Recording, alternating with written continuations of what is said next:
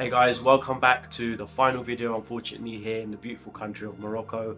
And as you can see, the wife has finally joined me on a video. Hi guys, it's such a pleasure to be back. I really did miss being on the camera, and I missed speaking to all of you through the comments. So it's really nice to be back and just have the opportunity to say goodbye. Yeah, I mean, it's not goodbye forever, but It's a see you soon. see you soon, yeah. And that's why we feel like we wanted to make this special video for our subscribers that are watching in Morocco. And just so you don't feel like we just left without anything, but we're leaving you with why we basically left the country.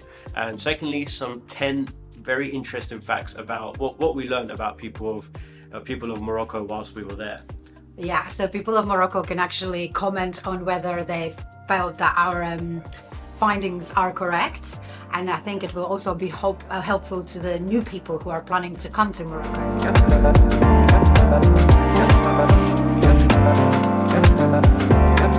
So to give you the reason of why we basically left the country, it was nothing to do with we didn't like anything. It actually was more to do with we love Morocco so much. We didn't want to rinse out the whole idea of traveling everywhere so soon. I mean, in the last 2 years, we've been to Morocco 3 times. And that's probably the most I think we've ever been to a country. To one country. To one country so often. So we felt like there are still a lot of places that we haven't seen, like Tetuan, a lot of the mountain regions. And we just didn't want to rinse the idea of Morocco. We want to save some for later, right?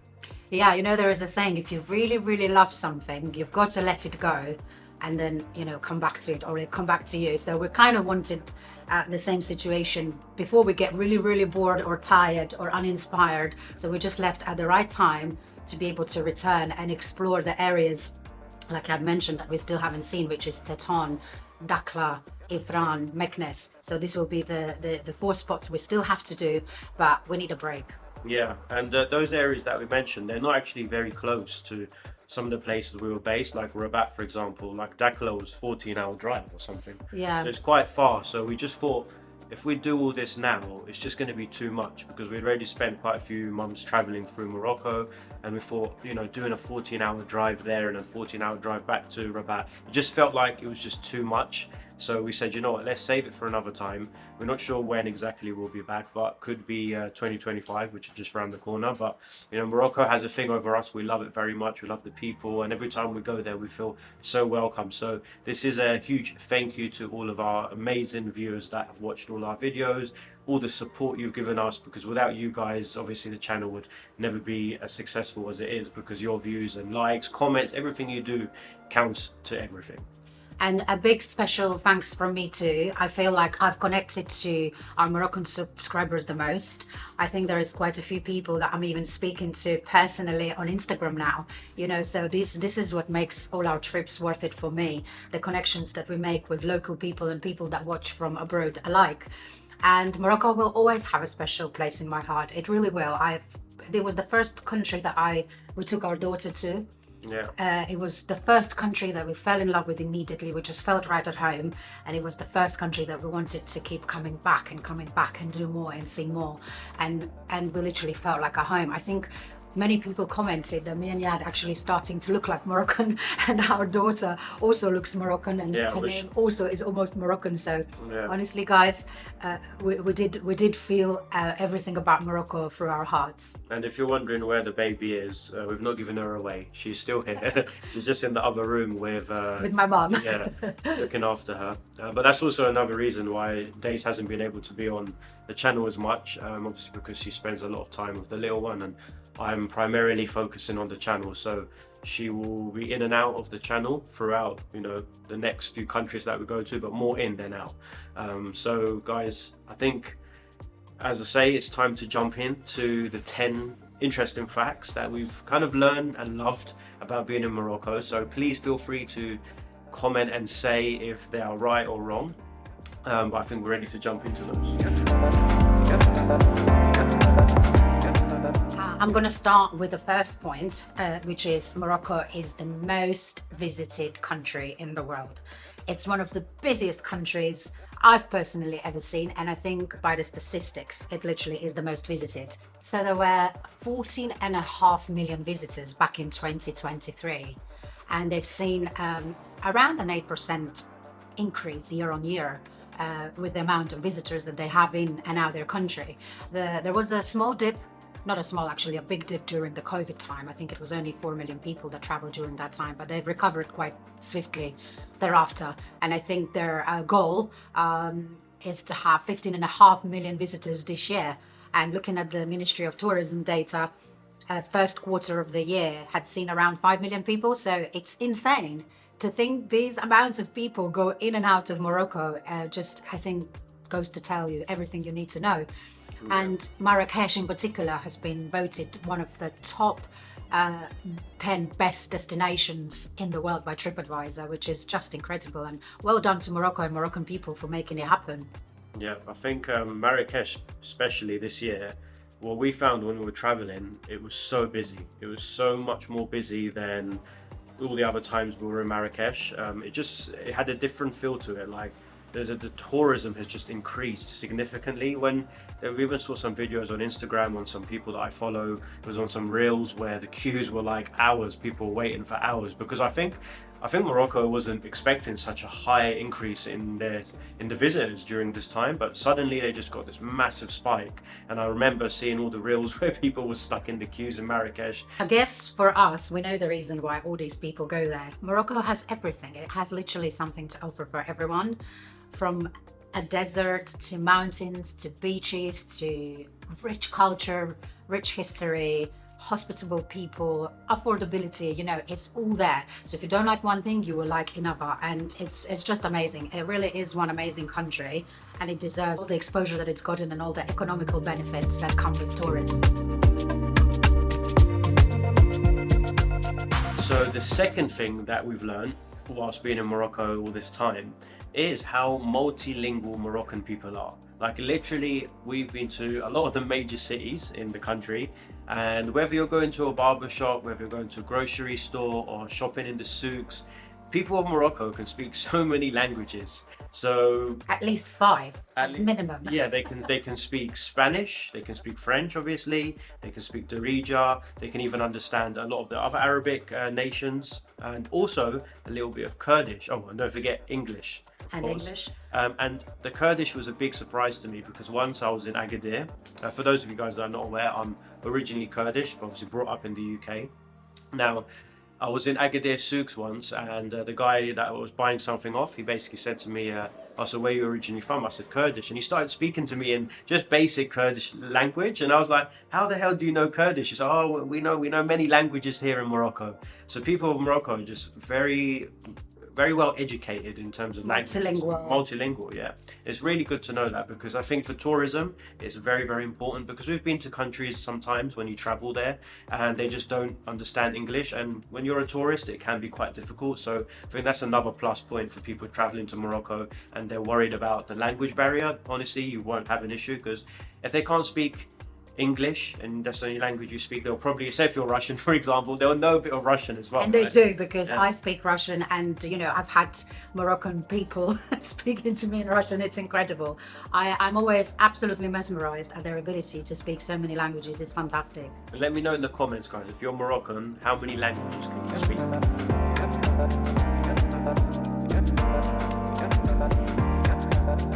The third thing we've learned is, you will not believe this, but that Morocco actually produces an excellent wine. Yes, wine. We were also very surprised, because we, just like that Morocco is a Muslim country and Muslim people don't drink. However, the culture of producing a fantastic wine is there. When I've looked into a little bit about how did it come about, first time the vineyards were brought in by the Romans 2,000 years ago. When the Muslims come in around 7th century, it all got abandoned, but then with a French presence, it all got kind of activated again. And we had the opportunity to personally visit a vineyard just to see how it all works and what it entails. Yeah, it was in Essaouira, right? In Essaouira. It was a gentleman called Charles. Charles, if you're watching, hi, and thank you for your hospitality. We have a video actually on the whole thing, so you can, we'll add it, you can take a look. Yeah, We had that up there if you want to watch it. we had a fantastic time just seeing how the vineyards are taken care of and how it's all processed. And what's special about it all is that Morocco produces a wine that you can't find anywhere else in the world. It's the so-called grey wine, and if I remember correctly, it's wine that's between white and rosé, something in between, and it gets produced very fast, and that's why it's got called grey. And yeah, it's incredible that they've got this, and they export it out, I think, but to only a few countries. So the fourth thing we've learned is that Moroccans absolutely love coffee, but tea, oh my God, tea is at heart of everything. So you will see a lot of Moroccans drinking coffee, but it's more of like a social ritual, so to speak. And mostly, we've covered that in our previous videos, you will see men drinking coffee. Sorry, I don't mean to gender it up, but it's almost like that. And when we spend time in Rabat and Casablanca, you see it very clearly. You walk around and cafes are filled with men just having their coffee. For a little espresso and a cigarette. A cigar, their phone, scroll, and it's like I said, a bit of a social ritual. It's not to say that women don't drink coffee, of course they do, but you don't see women sitting around cafes an awful lot doing that. They probably drink coffee at home.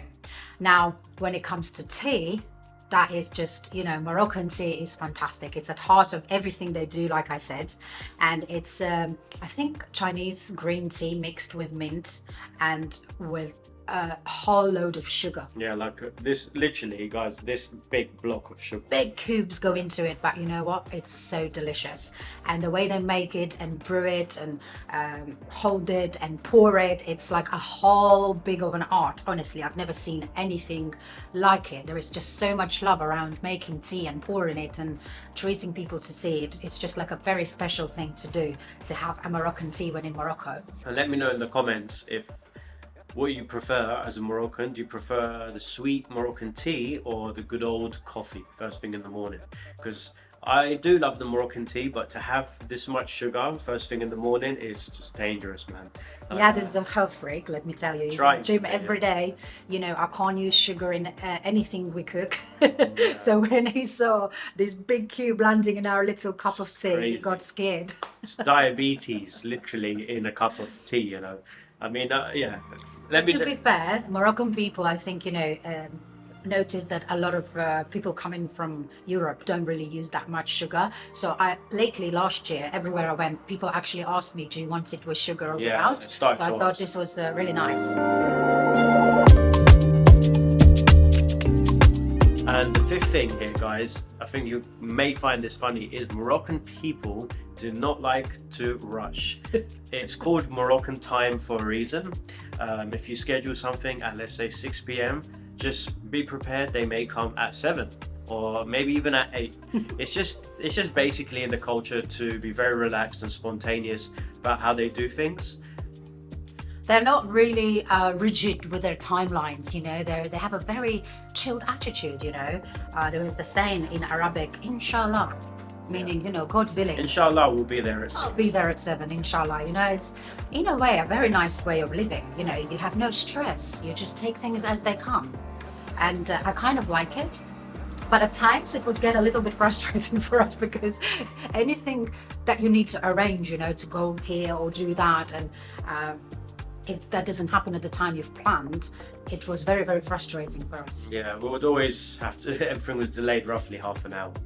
Which was a bit annoying, but again, it's just the culture and it's just the Moroccan way. Moroccans don't like to rush, simple as that. And then we've realized that we just have to stop being us in this respect, and we just have to blend in with the culture, right? Yeah, and we just literally started to plan things around the delays, and we were all much happier for it. Yeah, so if we wanted to go somewhere at 5, we would say, let's meet at 4:30, knowing they'll turn up at 5 probably. Yeah.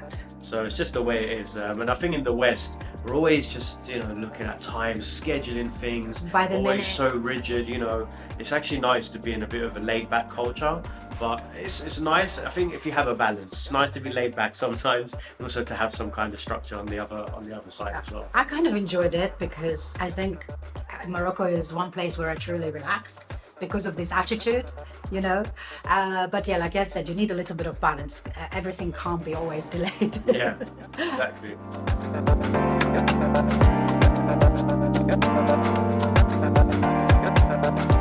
Guys, next thing got to be food.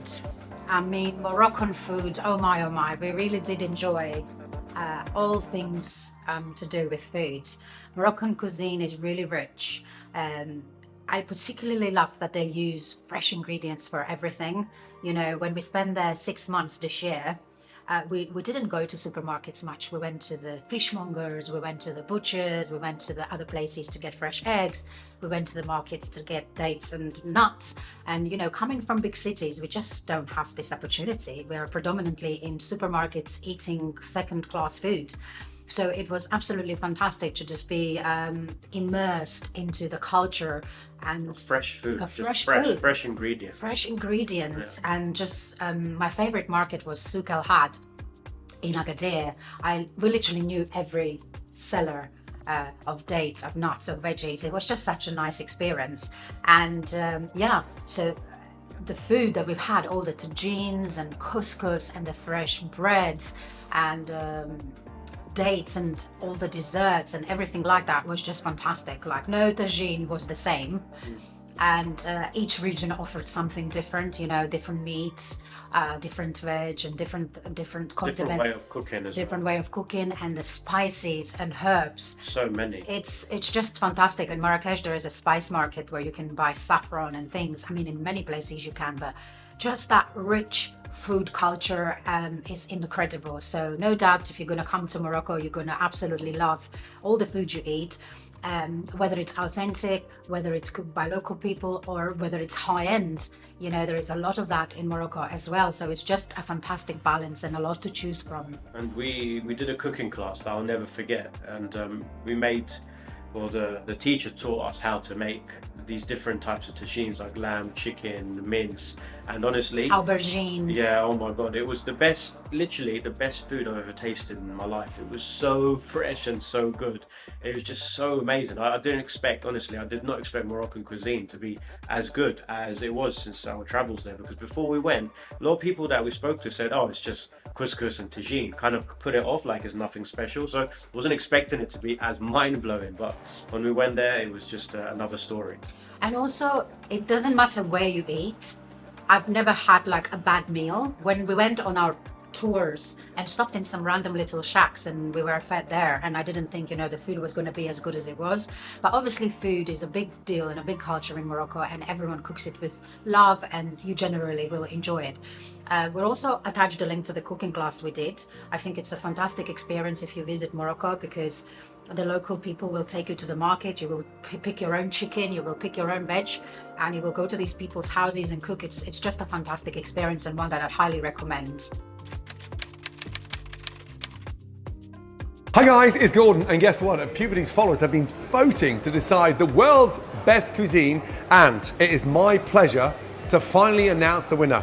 Now, after millions of votes, in Puberty's biggest ever, you decide the #1 cuisine across the planet is Moroccan cuisine. Has been crowned the champion. Congratulations to the Moroccan cuisine. Also, guys, we have constructed a 5-day itinerary for Marrakesh. So if that's something that you want to look at, just check the description box below. I've linked it. So Dace is the planner of these itineraries. She's really good at getting all this stuff done. So she's created that. And if you guys have any questions about it, you can ask in the description box, but everything is there if you guys were interested in looking into it as well. Yeah, and you know, it's years and years of going to Morocco and spending time at different places and researching and trying what works, what doesn't, you know, so I've really put some lovely, nice places in a lovely order where you just don't have to worry about anything. You just have to turn up and enjoy it. And next, guys, is how famous Morocco is for a filming destination. They've actually filmed so many incredible films in the country. And when we first went, we went to the place where they filmed Game of Thrones. Ben I do, I think. Ben I do, yeah, I think that's how you say it. And it was such a surreal experience being there. It literally felt like a set. I think Gladiator, not Gladiator was Yeah, filmed yeah. there, and it didn't even feel like a real place. It actually felt like it was created just for a movie, but it genuinely is a real place, and there's people that do live there.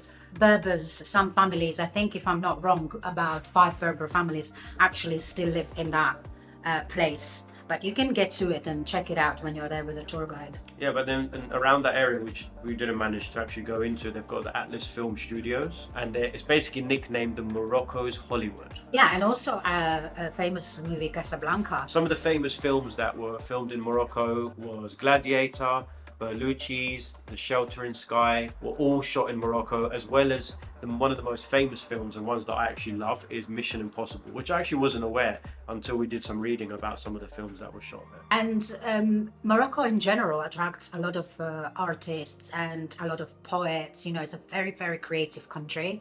I think we've been in a very famous cafe in Tangier.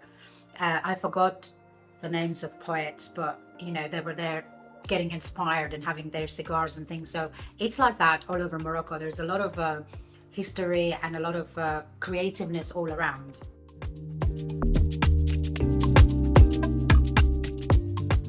So this brings me to the next point, guys, which I've already kind of briefly touched on, that Morocco is a home to many artists and art and creativeness and inspiration. I think people like Jimi Hendrix lived in Essaouira. You had Yves Saint Laurent, you know, getting inspiration by staying a large part of his time in Marrakesh. There's a lot of these big names that literally have gone to Morocco and have inspired from the place, from the nature, from the creativeness of their architecture, of the beauty and everything around it. Yeah, the Moroccan architecture, guys, is just so beautiful. I mean, you go to most corners in Morocco, especially Marrakesh, and you go to the palaces, such as Ben Madrasa and Bahia. The intricacy of Moroccan design and architecture is just, it's like no other. Yeah, You'll never see very anything unique, like it. very unique. Yeah, and then palaces aside, even if you just wander around some random corners, you know, you go to Tagazout Bay, just that beachfront, and people have painted their houses and decorated the outdoors of it in the most beautiful, creative way, where you just walk around there. And, you know, Yad kept often telling me, my God, this place is so inspiring. I just want to do so much and film so much, you know, around Morocco, because it's just so beautiful. And it's a perfect place for creative people. Hence, Tagazout actually has a digital nomad hub. There is a big expat and digital nomad community for those reasons. Not just that, there's also surfing and things. But yeah, in general, if you're into art and creativeness, it's the place to be. And the next thing on the list here, guys, is Morocco has the second oldest ruling dynasty in the world. The current royal family has been in power since 1631. House of Sharifa Alloy claims descent of the Islamic prophet Muhammad. Morocco became a constitutional monarchy in 1957, and the current King Mohammed VI is the 23rd of his line. Yes, Moroccan royal family is really loved by Moroccan people. We tried to visit the royal palace in Rabat, just to see where the royals live, because you can actually visit them. But we made a mistake by not bringing our passports. We didn't know that you have to have a passport with you. So guys, if you are in Rabat and if you wish to check the royal quarters, the palace, bring your passport and you can take a look. So this is one thing we regret we didn't get to do. Because it was on one of our last days in Rabat, so we didn't have time to go back another day and take our passports, because it's very difficult nowadays when with the little one. With the baby, it's a bit hard to navigate things.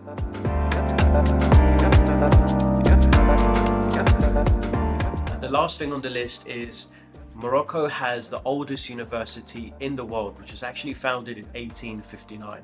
The University of Al Qurini is located in Fez, and it holds the record for being the oldest continually operating university in the world, which was founded in 1859 by Fatima al-Fihiri, a learned woman from a wealthy family. The university began as a madrasa, or Islamic school, and grew into a major centre of learning. It attracted scholars from around the world, fostering the study of various disciplines including theology, astronomy, mathematics and natural sciences. Today it remains an important institution, blending historical significance with a modern education. It was an absolute pleasure to see the university. Fez is a very old city and you can feel it. When you walk through the streets of Old Medina in Fez, you feel like you've been transported back in time. This is exactly how I felt. Yeah, it goes so deep. Deep in, and the little market stalls and the university and mosque. There's just, it really difficult to describe the feeling of what it's like when you are there. You really feel like you are back in time. And I will always cherish my time spent in Fez because we had a pleasure of staying with a local family, Javad, and the lovely people. If you're watching, hello again.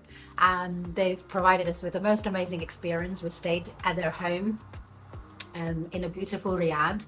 And they hosted us and cooked amazing meals for us and showed us around. So I just will never forget it. And if you want to see what our experience was like, which was a truly authentic experience, Yad will link the just up here. You can go and watch that video and have a look, because it's if you go to Morocco and you have a chance to stay with local family, please do, because you will really understand what the people and the country is about when you live it through them. So that kind of wraps up our whole experience of what it was like living in Morocco and some of the things that we learned.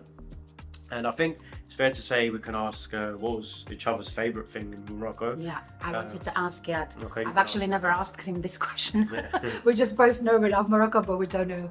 We've not specified why. So you have a chance to let the people know now. What's your favourite thing about Morocco? What made me, I think, fall in love with Morocco was the creative influence of everywhere. Because when we first visited Morocco, it was in Marrakesh, and what I just fell in love with straight away was the architecture, the design.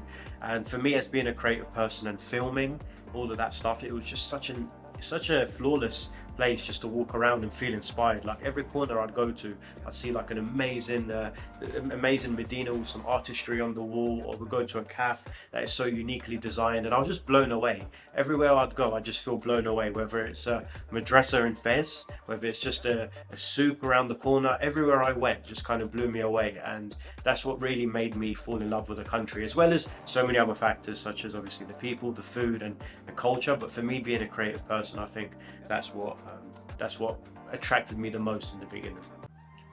And what's your favorite thing? I think for me, it's a couple of things. I really love how diverse Moroccan nature is. I love the fact that I can be in a desert, and then I can be by the beach, and then I can go to the mountains, and then I can end up in a most bustling city like Casablanca, all within a couple of hours away from each other. I absolutely love that I didn't have to leave for this, being specifically to different countries. So Morocco is very blessed by nature. That's number one. And number two is the people. I really feel close to hot-blooded people, I think. Because a lot of people from my country are really reserved and they don't really like the loudness and everything, but I absolutely do. I felt right at home, especially when I was walking around the markets. Some people would find it intimidating, but I really loved it. I got stuck straight into it, and I loved how friendly people were towards our baby. We're walking now in Europe and our baby is waving at people and people just rudely pass by. But in Morocco, every person took the time to stop by Aya and wave back at her, or blow her kisses, or say something, Just warm and friendly. Just so warm and so friendly, and it really rubs off on you because you kind of just feel the positive energy. You feel the love. You feel the love, yes. Whereas in a place like Europe, it's non-existent. Yeah, it's rushy, cold, busy, So I think for me, that was a really nice thing, especially as a new mum who spends most days alone with a baby. It was like really nice. And I think that wraps up our whole Morocco series for 2024, guys. And thank you so much again for all of you watching at home. I hope that you can still enjoy our other travel series that we're going to be filming around the world. Please do keep watching, because we really would appreciate your support, of course. But if you want to wait till the next Morocco series, you can do that as well. But either way, we thank you so much for everything you've, all your comments, likes and views. It really means a lot, and can't wait to see you all in Morocco on our next trip. And a big thank you from me to you guys. It's been an absolute pleasure. Loved your country, love the people, love the support and the warmth and kindness that you've given us over the years. And I will miss Morocco. I really will. Yeah, But same. hopefully that means that the more we will miss you guys, the sooner we'll come back. And hopefully next year we can come back bigger and stronger. Yeah. And And our baby will be much bigger then, so we'll have more capacity to do crazy things. more adventurous things. Yeah. So thank you guys and stay blessed. We love you. Bye. Yeah. Bye, guys. Peace out.